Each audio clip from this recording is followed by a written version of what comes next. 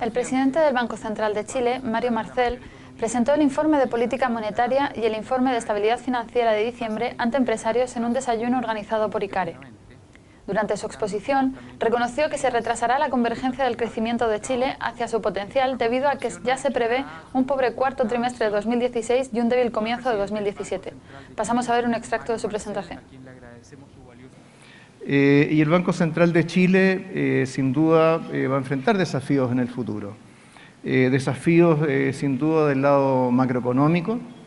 El ciclo hoy día es distinto de cómo lo acostumbrábamos ver hace un tiempo atrás. Ha habido cambios muy importantes en la economía mundial. ¿Quién se habría imaginado hace unos años atrás que los bancos centrales de los principales países del mundo estarían preocupados por aumentar la inflación en lugar de reducirla? ¿Quién habría pensado que esos bancos centrales en el mundo para lograr reactivar la economía inyectarían masivos volúmenes de liquidez a través de compras de activos, entre ellos títulos de los gobiernos? Pero eso es parte de la realidad que nos ha tocado enfrentar en estos últimos años y sin duda en el futuro vamos a tener también nuevos desafíos. Entonces, en primer lugar, respecto del IPOM, los datos fundamentales son que, como ustedes saben, la inflación medida por el IPC ha seguido bajando durante los últimos meses, aunque a un ritmo superior a lo que se había previsto. En el curso de los últimos meses hemos acumulado una diferencia del orden de 50 puntos base entre lo que se preveía para la inflación y lo que ha ido ocurriendo. Prevemos que durante buena parte del 2017 la inflación va a estar en la parte baja del rango de tolerancia, es decir, por debajo del 3%, para iniciar su retorno hacia la meta, hacia finales del próximo año. Por otro lado, ha habido cambios importantes en el entorno internacional, después de un periodo caracterizado por políticas monetarias muy expansivas que parecían no tener un horizonte demasiado acotado. Lo que vemos hoy día es que esas condiciones se han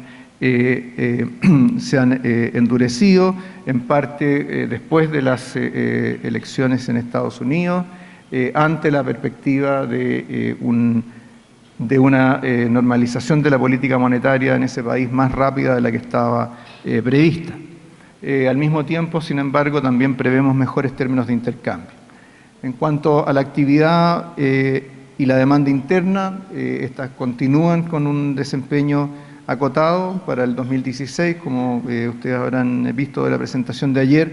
Estimamos que el crecimiento económico se va a ubicar en la parte baja del rango que habíamos proyectado para este año, es decir, en torno al 1,5%, mientras que para el 2017 prevemos una recuperación, especialmente en la segunda mitad del año, lo que ubicaría el crecimiento entre un 1,5 y un 2,5%. Entonces tenemos en el escenario externo un cambio importante en los últimos 3 meses, cambio en los niveles de incertidumbre, expectativas de política en Estados Unidos distintas de las previstas anteriormente, expectativas de cambio en la orientación de la política monetaria en distintos países o en la intensidad de la expansión monetaria. Sin embargo, creo que es importante en este punto tener claro de que ese escenario externo, si bien es algo menos favorable de lo que era en el pasado, aún es positivo para la economía chilena. En la medida de que tengamos precios del cobre algo mejores y en la medida de que la transmisión de una política monetaria o condiciones financieras más restrictivas en los países desarrollados sea amortiguada en el caso de Chile, vamos a tener elementos que aún van a ser favorables para nosotros en el próximo año. Y eso hace que, como vamos a ver dentro de un momento, nuestras proyecciones para el próximo año incorporen estos elementos en una perspectiva de una cierta mejora en la actividad en el transcurso del 2017.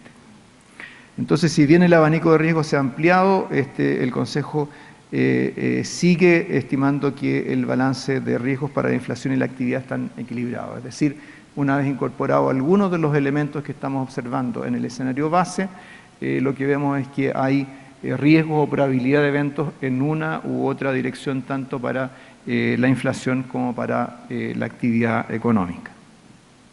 En particular, a nivel internacional, está la posibilidad de un paquete fiscal expansivo en Estados Unidos con sus correspondientes efectos, una política monetaria más agresiva en Estados Unidos, efectos posibles sobre el comercio de medida o de una actitud más proteccionista. En Europa tenemos una serie de elementos, cómo se va a materializar la salida del Reino Unido de la Unión Europea. Hay varias elecciones importantes, hay siempre una discusión sobre la salud de algunos de los bancos importantes en Europa. Está la posibilidad de un deterioro de las condiciones financieras para los países emergentes. En China sigue habiendo dudas respecto de la sostenibilidad de sus niveles de deuda. Hay ajustes pendientes en algunos países en América Latina.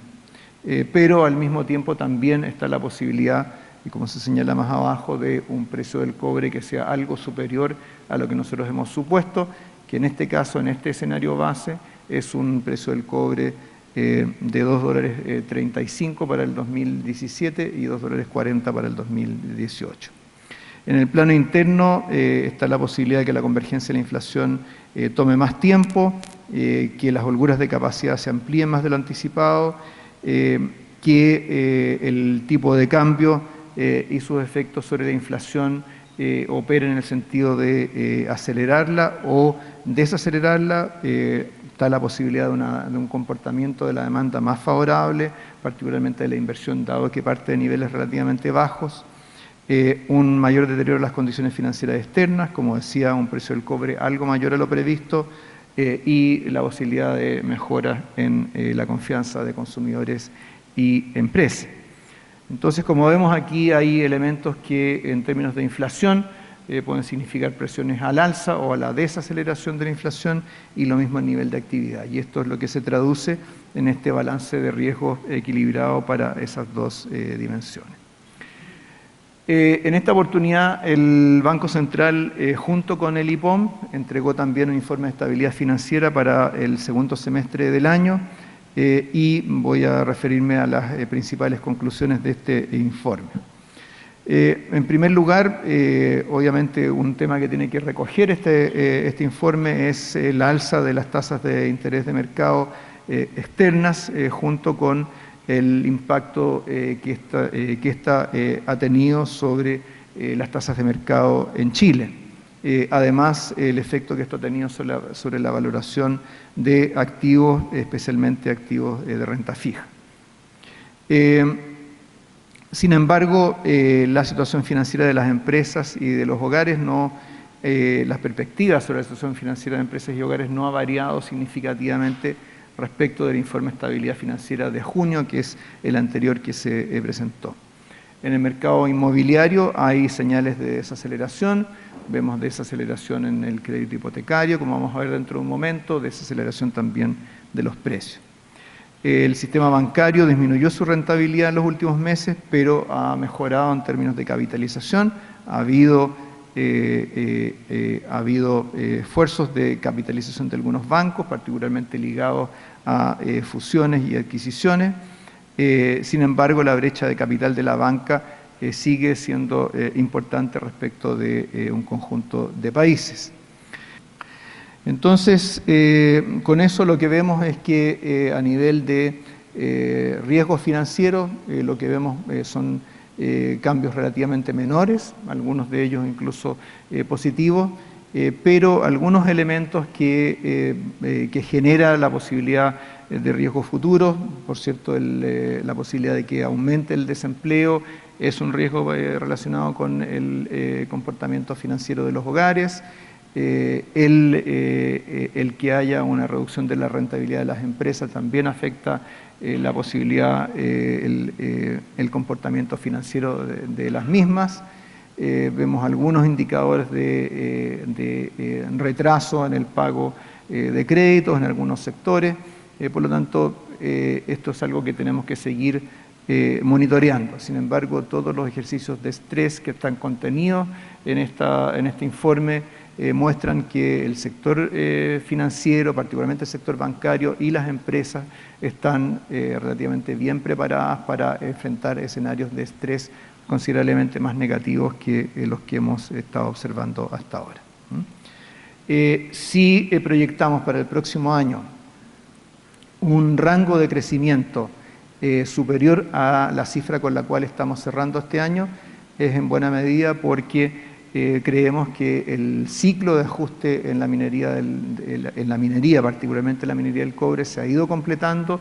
Por lo tanto, este es un sector que está en condiciones de ir poco a poco recuperando el crecimiento, porque creemos que se van abriendo nuevas oportunidades de inversión, van desapareciendo algunos elementos más negativos que pueden haber estado afectando la inflación en los últimos años, y porque los elementos que le han dado piso a la economía chilena siguen estando presentes, en particular el comportamiento del mercado del trabajo, el comportamiento del consumo, la solidez del sistema financiero y indicadores de salud del sistema financiero que se mantienen bastante positivos. Entonces, es cierto,